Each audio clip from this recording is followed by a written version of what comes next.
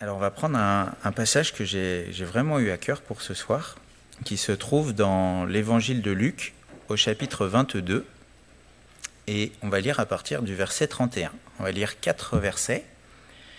Luc chapitre 22, verset 31.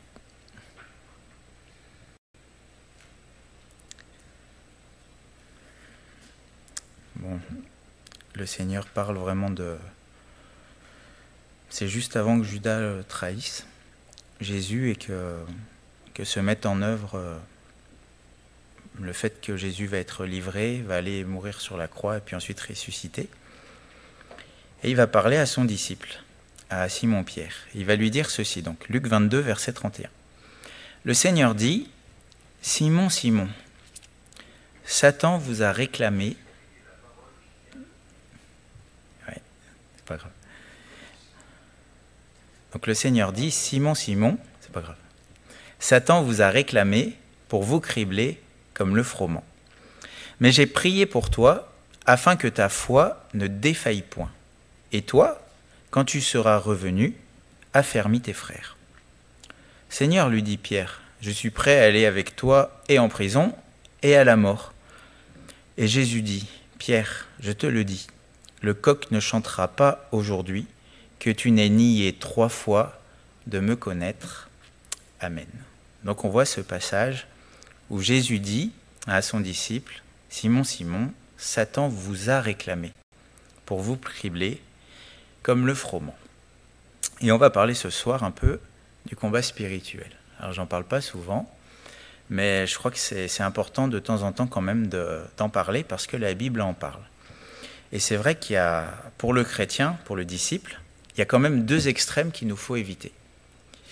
Il y a un premier extrême où on voit des chrétiens qui voient le diable et les démons partout. Partout, partout, partout. Et c'est vrai qu'il y a des enseignements qui enseignent ça. Tout est combat spirituel, absolument tout. Que ce soit les choses terrestres, que ce soit les choses familiales, tout est lié à l'action du diable ou des démons. Et en gros, dans ces enseignements-là, le responsable de tous nos maux, de toutes nos difficultés, c'est le diable et les démons. Et on rend, c'est souvent ce qu'on observe dans ces enseignements-là ou dans les gens qui croient en ça, c'est qu'au final, le péché ou même la chair, c'est pas tant les responsables, c'est surtout les démons.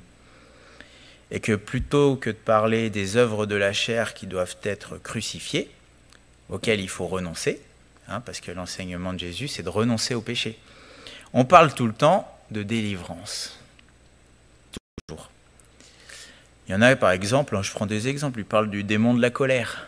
Et ouais, quand ils sont en colère, c'est... D'autres parlent du démon, j'avais vu ça une fois, le démon de la gloutonnerie. Ceux qui mangent, qui n'arrivent pas, il y a quelque chose derrière qui les pousse à faire ça, etc. Mais bon, si on regarde dans la Bible, il suffirait de prendre dans Galates 5, versets 19 à 21, les œuvres de la chair sont, et dedans, il y a le manque, il y a la colère, il y a les disputes, il y a les jalousies, et il y a même, on voit qu'il y a des choses comme les passions, les excès de table, le manque de maîtrise de soi, vous voyez, c'est une œuvre de la chair. Et la chair, c'est pas quelque chose dont on doit être délivré par une action uniquement surnaturelle de Dieu, c'est quelque chose qu'il nous faut crucifier par la foi en l'œuvre de Jésus, et c'est quelque chose auquel on doit renoncer. Dans Hébreux 12, verset 1er, c'est écrit « Rejetons tout fardeau et le péché qui nous enveloppe si facilement ». Et c'est vrai qu'avoir des démons partout, c'est vrai que c'est quand même des fois un peu arrangeant.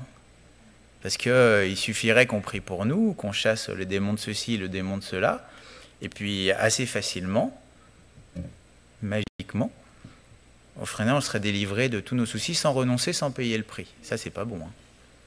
Et c'est pas biblique. Il y a un prix à payer pour suivre Jésus, et c'est vrai que le Seigneur nous appelle à renoncer. Il y en a d'autres qui voient dans toutes les difficultés, toutes les adversités, toutes les contrariétés, toutes les épreuves, les maladies, tout, ils y voient aussi le diable.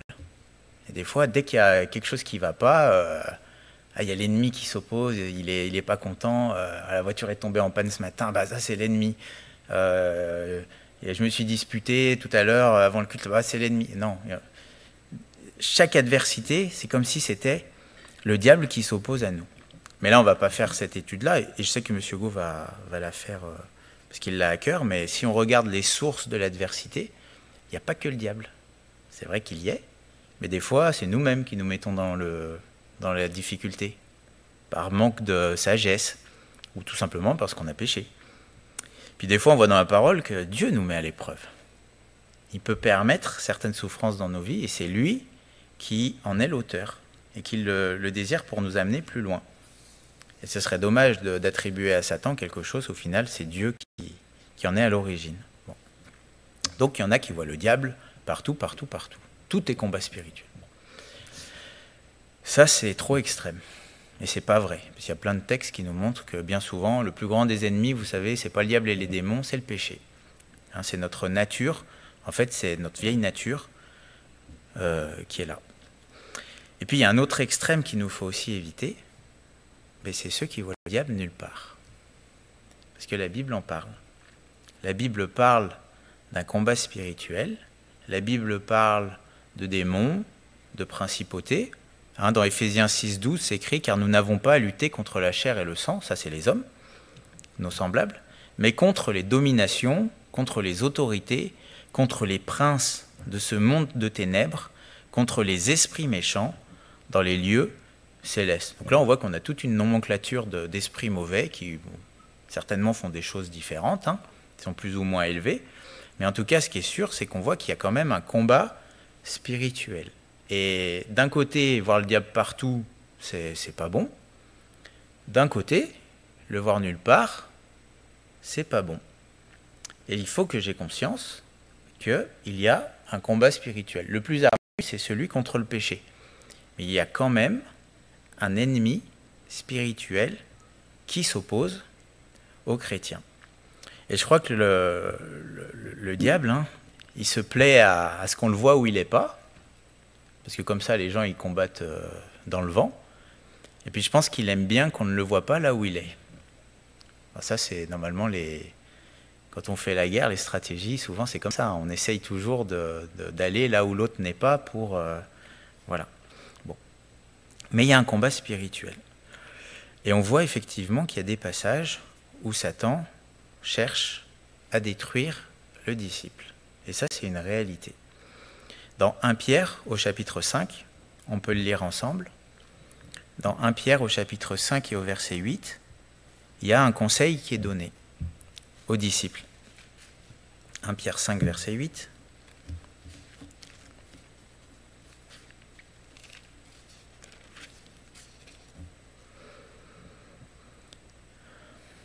C'est écrit, verset 8, donc « Soyez sobres, veillez. Votre adversaire... » Est-ce que vous savez que vous avez un adversaire? Il y en a un, votre adversaire. Le diable rôde comme un lion rugissant, cherchant qui il dévorera. Résistez-lui avec une foi ferme, sachant que les mêmes souffrances sont imposées à vos frères dans le monde. Le Dieu de toute grâce, qui vous a appelé en Jésus-Christ à sa gloire éternelle, après que vous aurez souffert un peu de temps, vous perfectionnera lui-même, vous affermira, vous fortifiera, vous rendra inébranlable. Amen. Donc on voit qu'il nous est parlé du diable, et là il est présenté comme notre adversaire, comme un lion rugissant. Donc ça veut dire qu'il cherche à faire peur. Hein. Un lion qui rugit, ça fait peur. Alors à la télé peut-être pas, mais quand on est devant, je pense que ça doit... Voilà. Et il cherche qui il dévorera. Hein. Donc le but, hein, c'est pas juste de faire peur, c'est de détruire, dévorer. Et qu'est-ce qu'il fait le diable? Verset 9, résistez-lui avec une foi ferme, sachant que les mêmes souffrances sont imposées à vos frères dans le monde. Il est parlé de souffrances qui sont imposées. Aïe, aïe, aïe. Donc comment fait le diable? C'est quoi sa manière d'attaquer? c'est de faire souffrir. La souffrance. Vous savez, les souffrances, il y en a de tout type. Hein. Et on voit que c'est imposé à vos frères dans le monde. Ça veut dire que ce n'est pas que pour certains, c'est quelque chose qui est imposé aux frères dans le monde. Et donc on voit que l'ennemi, il attaque en infligeant des souffrances. Bon, c'est écrit, hein, d'accord ? Donc il peut susciter de la souffrance dans nos vies. Et des fois, ça peut effectivement, des fois je dis, hein, venir de lui. Et qu'est-ce qu'il nous est dit ? C'est quoi la manière de résister à l'ennemi pour qu'il ne nous détruise pas, pour que le lion ne nous mange pas, et même s'écrit résister au diable et il fuira loin de vous. Ça veut dire que le diable, il peut fuir. Bon. C'est quoi le moyen qui nous est dit pour combattre le diable ? C'est pas écrit attaquer-le, c'est écrit résister-lui avec une foi ferme. Et là, on retrouve un principe qui est simple, c'est que le moyen de résister au diable, c'est la foi. Et il nous est dit une foi ferme. Il y a d'autres versions qui disent qu'il faut rester ferme dans la foi.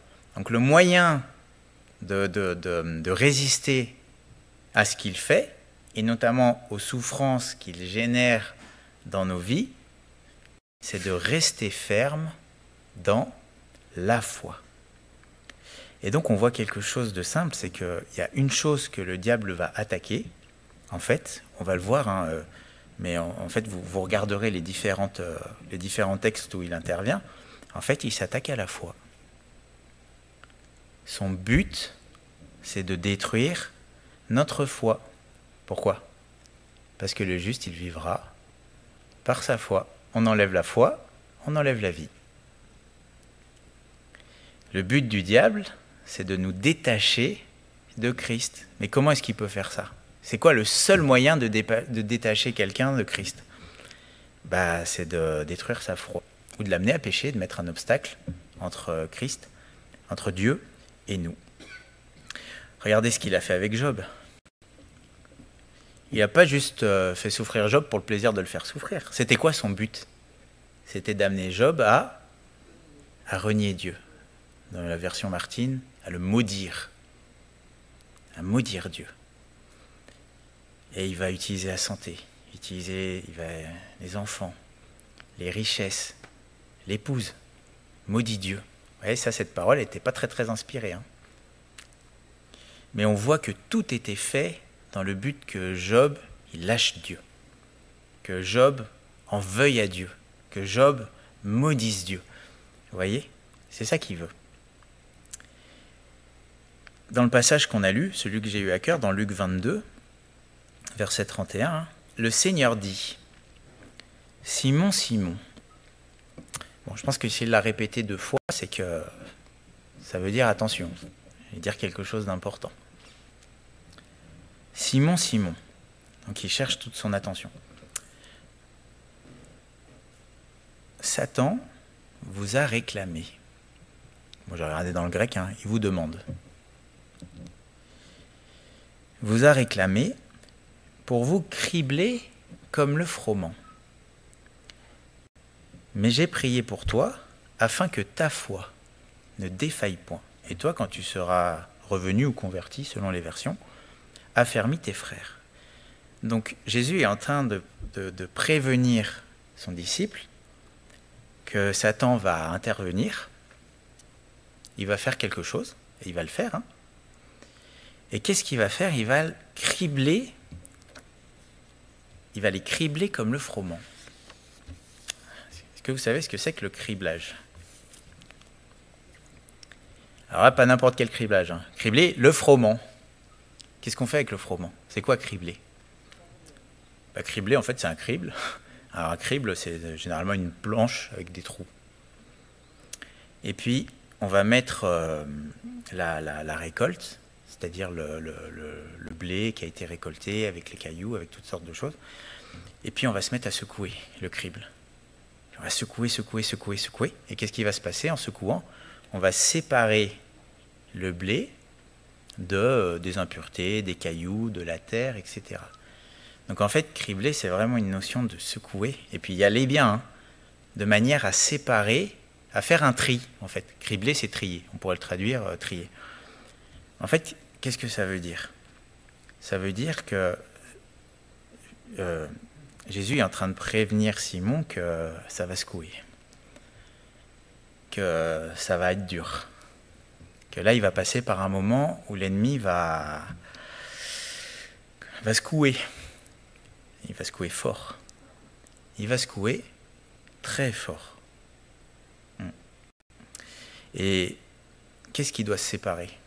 Puisque cribler, c'est vraiment l'image d'amener une séparation. C'est quoi le but de Satan? Pourquoi il secoue? Il va secouer Pierre. De quoi il veut le séparer? De Jésus. Et comment est-ce qu'il va faire ça? Il va essayer de le secouer pour que sa foi elle lâche. Et que, la foi étant lâchée, il sera séparé de son Seigneur. Et c'est ce qu'il va faire, et ça arrivera pour nous. Les mêmes souffrances sont imposées à vos frères dans le monde. Mais là où vraiment la pensée que j'avais pour ce soir, c'est mais que va faire Jésus?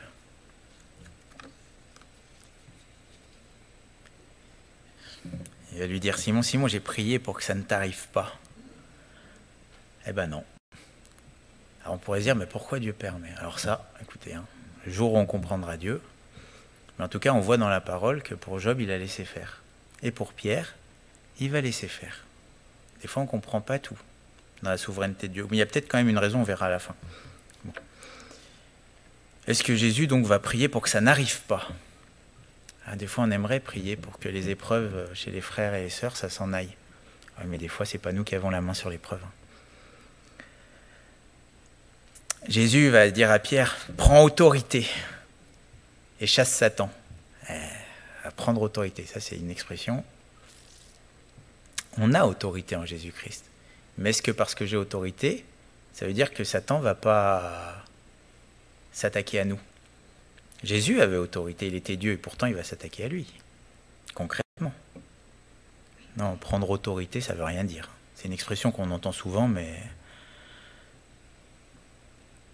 Qu'est-ce que Jésus va faire, sachant que son disciple va être secoué, affligé par Satan?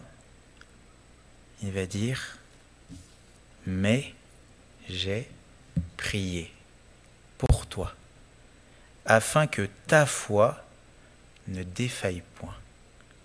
Il a prié pour la foi de Pierre, afin qu'elle ne défaille point, qu'elle ne s'éteigne point. Qu'elle ne soit pas, dans le grec, c'est qu'elle ne finisse pas. Afin que ta foi ne défaille pas. Et pourtant, Pierre va chuter. Jésus le prévient. Il dit, écoute, juste après, et avant que le coq chante, tu m'auras renié 3 fois. Il le sait, ce qui va arriver. Alors, est-ce qu'il voulait que ça arrive? Je ne pense pas, puisqu'il va leur demander de veiller et prier juste après, au Gethsémane, parce que la faible est chère, l'esprit est bien disposé, la faible est chère. La chair est faible. Désolé. Bon. Mais, bon, pendant le combat, pendant le moment où Pierre devait prier, il n'a pas prié. Et puis quand est venue l'épreuve, parce que là, ça n'a pas été une tentation de pousser vers le mal, ça a été la tentation d'abandonner le Seigneur. Mais il l'a fait. Bon. Et pourtant, Jésus, sachant cela, va prier pour que malgré la chute, qu'il va faire, sa foi ne défaille pas. Et d'ailleurs, il lui dit, et puis bon, quand tu reviens, donc le Seigneur croyait à l'efficacité de la prière, puisqu'il savait que Pierre reviendrait après sa chute. Après, tu as affermis tes frères. Donc ça veut dire que celui qui va chuter sera celui qui va fortifier les frères. C'est beau. Bon. Jésus va prier pour sa foi. Et c'est vrai que le bon combat, c'est de garder la foi. Et on a tous un combat personnel qui consiste à garder la foi. Paul, il dira à la fin de sa vie, 2 Timothée 4,7, « J'ai combattu le bon combat, j'ai achevé la course, j'ai gardé la foi. » Garder la foi jusqu'au bout. Vous voyez, quand Jésus dit afin que ta foi ne finisse pas, c'est dans le sens c'est qu'elle dure jusqu'à la fin. Bon. Il va dire j'ai combattu le bon combat. Et le bon combat, c'est le combat de la foi. Il dira aussi à Timothée dans la première épître, combat le bon combat de la foi. Bon. Mais on voit que on peut combattre pour notre foi, gardant notre foi, mais on peut aussi combattre dans la prière pour la foi de nos frères et sœurs. C'était cette pensée-là que j'avais. Prier pour que ma foi et puis pour que la foi de mes frères et sœurs ne défaille point. Et on voit dans la Bible cette expression à un moment de combattre pour la foi. Dans Jude 1, verset 3, Jude il dit « Bien-aimés, comme je désirais vivement vous écrire au sujet de notre salut commun, je me suis senti obligé de le faire afin de vous exhorter à combattre pour la foi. » Là, il ne dit pas combattre par la foi, il dit pour la foi, qui a été transmise aux saints une fois pour toutes. Et donc, en fait, on voit que dans les combats, la prière, ça ne consiste pas à forcément éloigner le diable et l'empêcher de faire son œuvre. Des fois. Des fois, la prière et le bon combat, il consiste à travailler à notre foi, à ce qu'elle reste ferme dans nos vies, en méditant la Bible, bien sûr, il n'y a pas que la prière, mais là, on est une réunion de jeûne et prière, donc je parle de la prière, mais aussi à prier pour la foi de ceux qui sont éprouvés, vraiment. Et je crois que c'est important que dans ce moment, c'est la pensée que j'avais eue à cœur, qu'on puisse combattre pour la foi. Le juste, il vivra par sa foi. Et je me suis dit qu'on pouvait aussi prier, premièrement, j'ai pensé aux persécutés. Vous savez qu'il y a des frères et sœurs, là c'est violent, ce qu'ils vivent en ce moment, c'est très violent. Mais je crois que c'est bien de prier pour eux, pour que leur foi ne défaille point. La persécution, elle est là, et Jésus l'a annoncé qu'il y aurait des tribulations. Mais de garder courage, il a vaincu. Et je crois que c'est bien aussi de s'associer à nos frères qui souffrent, et de ne pas les oublier, mais de prier pour eux et de prier pour leur foi, afin qu'ils soient plus que vainqueurs dans leur souffrance. On peut penser aux frères et sœurs qui sont malades. Et oui, parce que des fois, la maladie, ça peut secouer. Et je crois que c'est bien de prier. Alors, qu'est-ce qu'on prie? Est-ce que Dieu peut enlever les maladies? Bien sûr, qu'il peut guérir, ça c'est vrai. Mais il peut aussi fortifier la foi de ceux qui sont dans l'adversité. On peut penser aux frères et sœurs qui sont dans l'adversité. Est-ce que vous connaissez des frères et sœurs qui souffrent? À cause de plein de choses. Puis des fois, vous savez, les épreuves, des fois il y a une épreuve par-ci, une épreuve par-là, puis des fois, boum, elles viennent tous d'un coup. Et c'est pas facile. Je ne sais pas si vous êtes déjà arrivé de passer par le moment où tous les voyants sont au rouge, c'est dur. Tu sais, je disais à un frère il n'y a pas longtemps, des fois il y a l'épreuve, il y a la fournaise, puis des fois il y a la fournaise chauffée 7 fois plus. Ouais. Et oui, des fois, on passe vraiment par le creuset. Mais c'est bien de prier pour les frères et sœurs qu'on connaît dans le creuset, afin que leur foi ne défaille point. On peut penser peut-être aux frères et sœurs aussi qui ont chuté. Et oui, Pierre, il a chuté. Et pourtant, Jésus a prié pour que sa foi ne défaille point malgré la chute. Malgré sûrement les accusations de l'ennemi qui devaient abonder pour lui. Mais il a cru. Et il s'est relevé, et il est revenu, et il a affermi ses frères. Vous voyez, on peut prier pour la foi de ceux qui chutent. Et pas les lapider, mais bien au contraire, prier pour eux. J'ai pensé aussi de penser à prier pour les prédicateurs qu'on connaît. Pourquoi? Parce que c'est des cibles privilégiées de l'ennemi. Alors ça, il y a des textes qui le montrent. Frappe le berger et les brebis se disperseront, toucher le berger. Et pourquoi c'est aussi des cibles privilégiées? Mais parce que comment croiront-ils s'il n'y a personne qui prêche, qui annonce l'évangile? Parce que les prédicateurs, leur but, c'est de travailler à votre foi. Là, ce que je fais ce soir, c'est de donner de la parole, les Écritures, dans le but que votre foi soit fortifiée. Et ça, vous savez, ça l'ennemi, il n'aime pas. Il n'aime vraiment, vraiment pas. Et c'est vrai qu'il faut penser aux prédicateurs. Vraiment souvent, on voit Paul qui demande qu'on prie pour lui, qu'on prie pour lui, qu'on prie pour lui. C'est pas pour rien. Il y a vraiment une raison. Et lui, il prie pour l'Église aussi.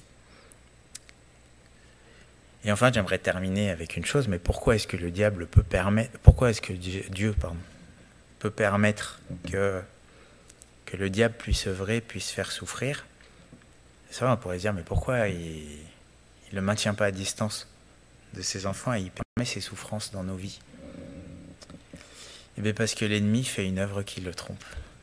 Et on voit qu'à chaque fois que l'ennemi a eu un degré de liberté que Dieu lui a permis, et que les hommes, de leur côté, ont gardé la foi en Dieu, ça s'est retourné contre lui. Et même, il a contribué à fortifier la foi et à purifier ceux qui, dans l'épreuve, se sont confiés en Dieu. Regardez Job, il a essayé de le détruire. Déjà, il n'a pas ce pouvoir de détruire, puisque Dieu met une limite. Et Dieu a promis qu'il n'y aura pas d'épreuve au-delà de nos forces. Donc c'est vrai qu'il peut venir nous secouer un peu, beaucoup, mais il ne peut pas aller trop loin. Et il n'a pas l'autorité de nous détruire, parce que Dieu ne lui donne pas. Et on voit qu'avec Job, quand Dieu dit non, c'est non. Il n'a pas pu faire ce que Dieu ne lui a pas autorisé à faire. Bon. Mais on voit qu'à la fin de l'épreuve, la foi de Job a été, j'ai envie de dire sublimée, je ne sais pas si c'est le bon mot, mais elle a été éprouvée. À la fin, il va pouvoir dire, mon oreille avait entendu parler de toi, maintenant mon œil t'a vu. Puis surtout, Job, c'est devenu une source d'encouragement et de bénédiction pour tous les croyants qui sont éprouvés. Le diable a essayé de détruire un homme, et au final, ça s'est retourné contre lui. Il y a un livre qui bénit tous les croyants de la terre. Et de tout temps même, puisque le livre de Job, c'est le plus ancien.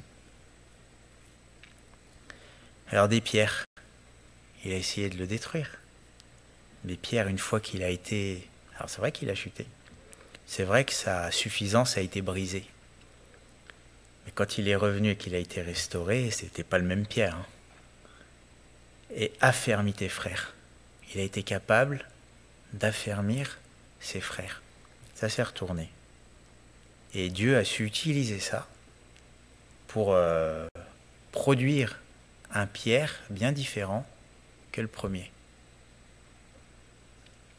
On voit un moment que Dieu va permettre une écharde chez Paul. Alors qu'est-ce qu'il fait Paul? Il prie.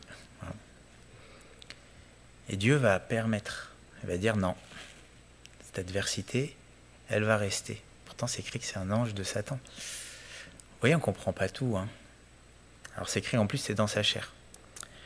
Bon, plus j'y réfléchis, plus je doute que ça soit une maladie. Pourquoi? Parce que juste après, il dit, mais je me plais dans les outrages, je me plais dans les faiblesses, je me plais dans... Donc on voit que la conséquence de ça, c'est qu'en fait, Paul, il va accepter toutes les adversités qui viennent contre lui. Parce qu'il en avait beaucoup. Je sais pas si vous avez remarqué, quand on lit la vie de Paul, où qu'il aille, il y avait des ennemis. Il y avait des séditions, on le détestait, il y avait...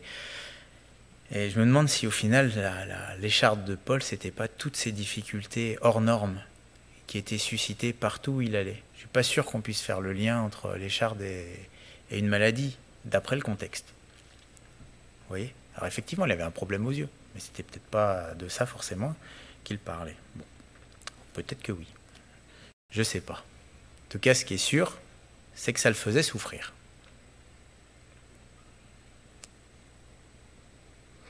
Mais ça a été une force pour Paul.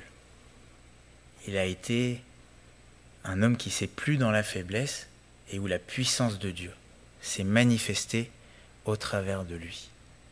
Vous voyez, l'ennemi fait une œuvre quand Dieu le permet, qui le trompe toujours. Mais notre part, c'est de rester ferme dans la foi. Rester ferme dans la foi. Et je termine avec le passage qu'on a lu dans 1 Pierre 5, quand c'est écrit « Soyez sobres, veillez, Résistez-lui avec une foi ferme, c'est au verset 9, sachant que les mêmes souffrances sont imposées à vos frères dans le monde. Mais juste après, c'est écrit « Le Dieu de toute grâce, qui vous a appelé en Jésus-Christ à sa gloire éternelle, après que vous aurez souffert un peu de temps. » Moi, ça me fait du bien de savoir que c'est un peu de temps. Hein, c'est pas que ça, la vie chrétienne. Mais il y en a, ça fait partie de ça, de ces épreuves. Après que vous aurez souffert un peu de temps. Donc c'est vraiment lié à ce qui est écrit avant, de résister aux souffrances que le diable y crée. Après que vous aurez souffert un peu de temps, vous perfectionnera lui-même. Ah, est-ce que vous voulez être parfait? Des chrétiens accomplis. Il ne manque rien. Ben, ça en fait partie. Ça fait partie du chemin. Vous perfectionnera lui-même. Vous voyez, à Pierre, il lui manquait quelque chose. Ben, ce qui lui manquait, il l'a eu.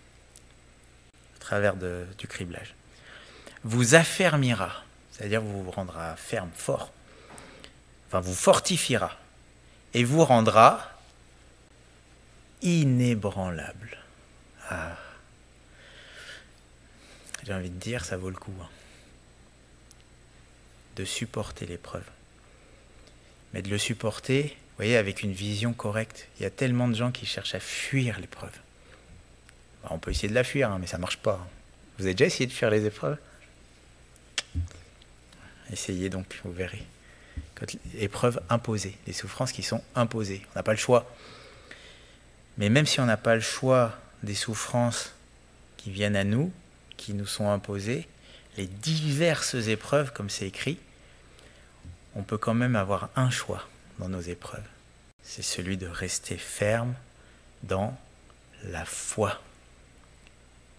Et quand je reste ferme dans la foi, même quand je suis secoué par l'ennemi, écoutez, en fait je grandis. En fait je deviens parfait. En fait je deviens ferme dans la foi. C'est le contraire d'inconstant. Je deviens fort. Je deviens inébranlable. Gloire à Dieu. Et je vais terminer avec ce passage dans Jacques.